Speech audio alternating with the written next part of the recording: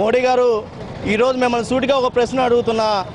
ఇన్ని రోజుల్లో దాదాపు నెల కావస్తుంది. మీరు ఏ రోజన్నా ఒక ఏటీఎం సెంటర్కి కానీ బ్యాంకు వెళ్ళి కనీసం మీరు చెప్పిన ధనాన్ని మీరు తీసుకోగలిగారా?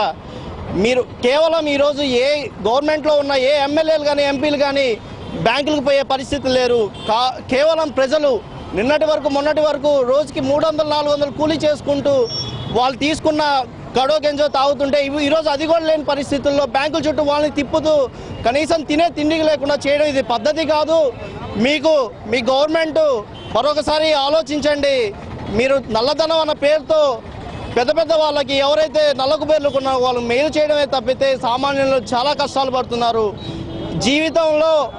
ఇది బీజేపీకి కానీ బీజేపీ నాయకులకు కానీ బీజేపీ పార్టీని ప్రజలు సామాన్యులు నమ్మే పరిస్థితుల్లో లేరు. ఇంకెప్పుడు జీవితంలో నమ్మరు అని తెలియజేసుకుంటున్నాను.